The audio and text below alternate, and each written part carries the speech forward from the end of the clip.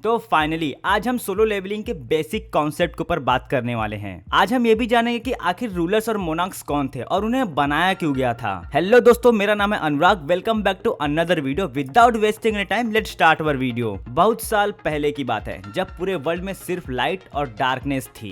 Absolute being, जो कि इस एनिमे का सबसे पावरफुल और स्ट्रॉन्गेस्ट कैरेक्टर था, वो था पर अब नहीं है। वो कुछ भी क्रिएट कर सकता था, काइंड ऑफ एनीथिंग। ये वही है एब्सोल्यूट बीइंग। अपने गेम ऑफ थ्रोन्स पर बैठा, और सॉरी आई मीन कि अपने थ्रोन पर बैठा। सालों सालों तक इस गद्दी पर बैठे बैठे इसके चूतड़ में छाले आ जाते हैं। आई मीन कि इतने सालों से इस थ्रोन पर बैठे बैठे बोर हो जाता है। उसको उसकी लाइफ में मजे करने थे, बट इंटरटेनमेंट नाम जैसी कोई चीज उसके लाइफ में बची ही नहीं थी। तो इसने अपने मजे के लिए लाइट से रूलर्स को और डार्कनेस से मोनार्क्स को बनाया, और इसने उन दोनों को एक कमांड देके छोड़ दिया, मानो कि कुत्ते के गले से पट्टा निकाल के छोड़ दिया हो। रूलर्स को ये बोला गया कि तुम जाओ वर्ल्ड्स को प्रोटेक्ट करो, और मोनार्क्स को ये कमांड दिया कि तुम जाओ वर्ल्ड को डिस्ट्रॉय करो। एक प्रोटेक्टर ठहरा तो दूसरा डिस्ट्रॉयर। मोनार्क्स दुनिया को खत्म करने की कोशिश करते और रूलर्स उसे मोनार्क्स से बचाने की कोशिश करते थे। अब इन दोनों के बीच में भसड़ छिड़ जाती है, बट इनके इस भसड़ से एब्सोल्यूट बीइंग को मजा आ रहा था। उसका तो अच्छा खासा एंटरटेनमेंट जो हो रहा था। रूलर्स और मोनार्क्स के बीच की फाइट काफी लंबे समय तक चली थी।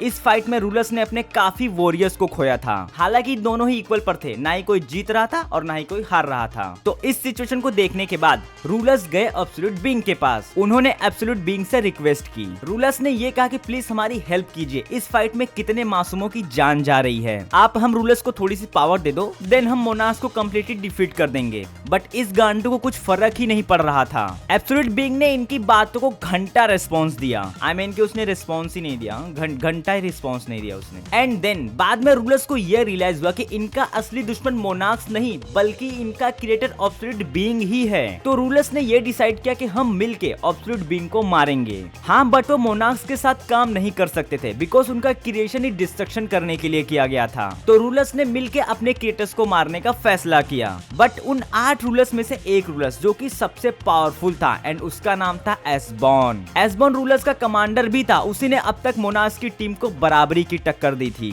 वो अपने क्रिएटर का सबसे लॉयल बंदा था। चाहे कुछ भी हो, वो अपने क्रिएटर के खिलाफ नहीं जा सकता था। एसबॉर्न अकेला उन 7 रूलर्स के खिलाफ चला जाता है। भले ही एसबॉर्न ठहरा सबसे स्ट्रॉन्गेस्ट रूलर, बट उसके सामने भी 7 स्ट्रॉन्गेस्ट रूलर्स थे। तो होना क्या था, वो सभी 7 रूलर से मिलकर एसबॉर्न को पेल दिया, बट उन्होंने उसे कंप्लीटली मारा नहीं था। अब ये 7 रूलर्स गए अपने क्रिएटर को खत्म करने के लिए, और इन्होंने मिलकर अपने क्रिएटर को खत्म भी कर दिया। क्रिएटर कितना ही पावरफुल क्यों ना हो, वो फाइट नहीं कर सकता था। हाँ, नहीं कर सकता था। वो सिर्फ क्रिएट कर सकता था, बट डिस्ट्रक्शन नहीं फैला सकता था। अब एब्सोल्यूट बीइंग को मारने के बाद रूलर्स ने गॉड बन गए थे। गद्दी का थोड़ा मजा उठाने के बाद उन्हें याद आया कि हमें वॉर भी तो खत्म करना है। तो इस सिचुएशन में रूलर्स ने एब्सोल्यूट बीइंग के टूल्स को यूज करके खुद को और भी ज्यादा पावरफुल बनाते हैं। खुद को पावर अप करने के बाद उन्होंने लगभग सही मोनार्क्स को पेलना शुरू किया। उन मोनार्क्स में से रूलर्स ने जायंट किंग मोनार्क्स को कैप्चर कर लिया था, जिसका नाम क्या था? अरे उसका नाम क्या था? हाँ, याद है, उसका नाम था लेजिया। उन्होंने जायंट किंग को जिंदा ही पकड़ लिया था। अब मोनार्क्स की फटने लगी थी, क्योंकि रूलर्स उनके ऊपर भारी पड़ने लगे थे, और वो लगभग अब खत्म होने ही वाले थे। बट इतने में कुछ मैजिक होता है। रूलर्स को पता लगता है कि मोनार्क्स की पावर उनके पावर के इक्वल हो गई थी। रूलर्स सोचते हैं, व्हाट द फक यार, ये कैसे हुआ? हमने तो सभी को मार दिया था। एंड ऐसा करने वाला कोई और नहीं बल्कि अपना एसबॉर्न था, जिसको वो लोग मरता छोड़कर चले गए थे। एक्चुअल होता कुछ ऐसा है कि एसबॉर्न के अंदर एक छुपी हुई शक्ति महसूस होती है, और इस शक्ति को एब्सोल्यूट बीइंग ने एसबॉर्न के अंदर छुपा के रखा था। उसे पता था कि एसबॉर्न उसका सबसे लॉयल सर्वेंट है। एसबॉर्न के अंदर जो पावर आई थी उसका नाम था अराइज। एसबॉर्न इस वर्ड को बोलते ही किसी को भी जिंदा करके उसे अपने शैडो आर्मी में बदल देता था, चाहे वो बंदा मरने से पहले उसका एनिमी ही क्यों ना हो। बट वो शैडो आर्मी में बदलने के बाद वो एसबॉर्न का कंप्लीटली गुलाम बन जाता था। अब जब एसबॉर्न को ये लगने लगता है कि अब मैं काफी पावरफुल बन चुका हूँ, तो वो अपने क्रिएटर को बचाने निकल जाता है। बट जब तक वो पहुंचता है तब तक रूलर्स ने एब्सोल्यूट बीइंग को मार दिया था, और साथ में उन्होंने सबसे पावरफुल मोनार्क्स को भी मार दिया था। ऐसे सिचुएशन में एसबॉर्न मोनार्क्स से हाथ मिला लेता है और उनकी पावर को इंक्रीज करता है, ताकि रूलर्स और मोनार्क्स दोनों की पावर इक्वल हो जाए। बट इतना सब कुछ होने के बाद एसबॉर्न अब brilliant light of fragment rulers नहीं रहा। अब वो एक king of death the shadow monarchs बन जाता है।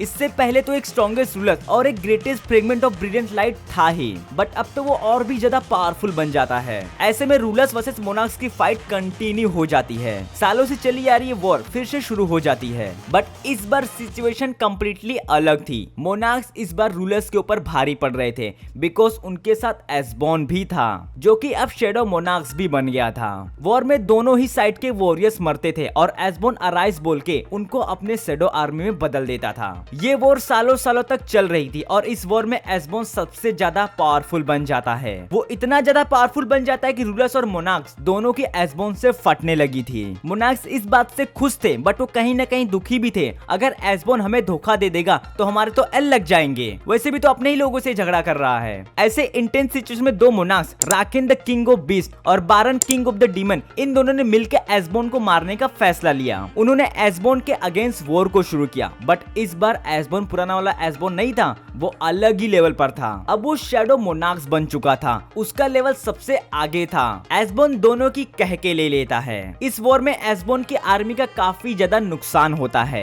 एस्बॉन किंग ऑफ डीमन को तो एब्जॉर्ब कर लेता है, पर वो दूसरा दल्ला किंग ऑफ बीस्ट वो तो भाग जाता है। ऐसे इंटेंस सिचुएशन में रूलर्स ने एक धमाकेदार एंट्री मारी, पर वो इस बार एस्बॉन से फाइट करने नहीं बल्कि उससे माफी मांगने आते हैं। वो एस्बॉन से माफी मांगते हैं और उसे कन्विंस करते हैं कि प्लीज इस वॉर को रोक दो, बट एस्बॉन मना कर देता है क्योंकि एस्बॉन अभी भी उनसे नाराज था। एस्बॉन रूलर्स को एक ऑप्शन देता है इस वॉर को रोकने के लिए, प्लीज किल मी अगर तुम इस वॉर को रोकना चाहते हो तो, बट रूलर्स ने ऐसा कुछ भी नहीं किया। उन्होंने एस्बॉन के इस जजमेंट की रिस्पेक्ट की और वहां से माफी मांग के चले जाते हैं। एस्बॉन की ऐसी सिचुएशन नहीं थी कि वो रूलर्स का सामना कर सके, क्योंकि वो अभी तक हील नहीं हुआ था एंड उसे पता था कि रूलर्स अगर चाहते तो वो मुझे मार सकते थे, बट उन्होंने सिर्फ मुझसे माफी मांगी और वहां से चले गए। एस्बॉन को रियलाइज होता है कि सच में रूलर्स अब उसे मारना नहीं चाहते हैं और उसे भी उसकी गलती का एहसास होता है और वो भी इस वॉर को खत्म करने का डिसीजन लेता है। बट जिन मोनार्क्स ने उसको धोखा दिया था वो उनको मारना चाहता था। एस्बॉन ने एक को तो पहले से ही एब्जॉर्ब कर लिया था, अब एक ही बचा था। एस्बॉन कुछ टाइम तक खुद को हील करता है, खुद को हील करने के बाद वो वापस से आता है मोनार्क्स को मारने के लिए। बट जैसे ही एस्बॉन वहाँ पे पहुंचता है उसने देखा कि रूलर्स ने पहले से बहुत सारे मोनार्क्स की अच्छे से मारी है,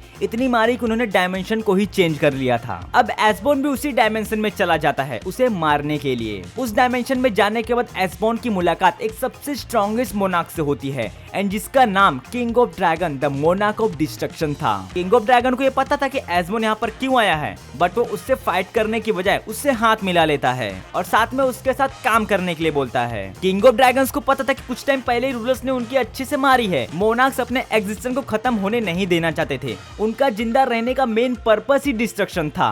वो वर्ल्ड को डिस्ट्रॉय करते और इस बार तो अपना अर्थ भी इनके लिस्ट में आ गया था। मोनार्क्स ठहरे सबसे स्ट्रॉन्गेस्ट क्रिएचर्स एंड जिसके सामने हम ह्यूमंस की कोई औकात ही नहीं थी। वो अर्थ को डिस्ट्रॉय करेंगे ही करेंगे और फिर अर्थ को डिस्ट्रक्शन से रोकने के लिए रूलर्स को बीच में आना ही पड़ेगा। इस बैटल का रिजल्ट हर बार सेम ही होता, फाइट भले ही रूलर्स जीते या फिर मोनार्क्स, मरना तो हम ह्यूमंस को था ही। इस प्रॉब्लम को सॉल्व करने के लिए रूलर्स ने गॉड के टूल्स को यूज किया एंड जिसका नाम था द कर्व ऑफ री-इनकार्नेशन। रूलर्स इस टूल का यूज करके टाइम को रिवाइंड करके 10 साल पास्ट में चले जाते ताकि वो फ्यूचर को चेंज कर सके और हम ह्यूमंस को बचा सके। बट फ्यूचर कहाँ बदलने वाला था, वॉर चाहे रूलर्स जीते या फिर मोनार्क्स, मरना तो हम ह्यूमंस को था ही। इस टूल्स का रूलर्स ने कई बार यूज किया। वो 10 साल पहले जाते, वॉर करते, उसे विन करते, बट फिर भी हम मर जाते। इस टूल्स की भी अपनी कुछ लिमिटेशंस थी किसी को भी पास्ट में ले जाने की। तो ऐसे सिचुएशन में रूलर्स ने अपने एक प्लान को एग्जीक्यूट किया। उन्होंने कुछ ह्यूमंस को मैना से फेमिलियर करा देते हैं ताकि वॉर के टाइम पे कुछ ह्यूमंस बच जाए और आगे जाके वो अपने ह्यूमन सिविलाइजेशन को शुरू कर सके। फिर रूलर्स ने अर्थ में कुछ गेट्स को ओपन करना शुरू किया जिसे डंजन कहा जाने लगा। इस डंजन के अंदर कुछ मॉन्स्टर्स भी थे। एपिसोड के स्टार्टिंग में हमें ये बता दिया जाता है कि ये गेट 10 साल पहले ओपन होना शुरू हो जाते हैं। रूलर्स ने कुछ ह्यूमंस को सिलेक्ट किया एज अ वेसल जिसे हम हंटर्स के नाम से जानते हैं। एपिसोड में हमें ये भी कहा गया था कि हंटर्स की पावर ऐसे ही किसी को भी नहीं मिलती है। उस पावर का राज ये था कि रूलर्स जिसे अपना वेसल चूज करेंगे वही इन शक्तियों से पजेस होगा एंड आगे जाके ठीक अपना एस्बॉन भी ऐसा ही करता है, बट उसे ऐसा कोई वेसल मिलता ही नहीं, बिकॉज एसबोर्न की पावर कोई भी ह्यूमन वेसल हैंडल कर ही नहीं सकता है। तो ऐसे सिचुएशन में आर्किटेक्ट ने इन सभी सिनेरियो को डिजाइन किया। अगर आपने मेरा पहले वाला वीडियो देखा होगा तो आपको क्लियर हो गया होगा कि आखिर आर्किटेक्ट कौन है और उसने अपने जिन्वू को ही क्यों चूज किया एज अ वेसल, जबकि वो सबसे वीकेस्ट हंटर था। तो दोस्तों आज के लिए इतना ही, मिलते हैं नेक्स्ट वीडियो में। अगर ये वीडियो आपको पसंद आई तो प्लीज हमारे वीडियो को लाइक और हमारे चैनल को सब्सक्राइब कर लेना।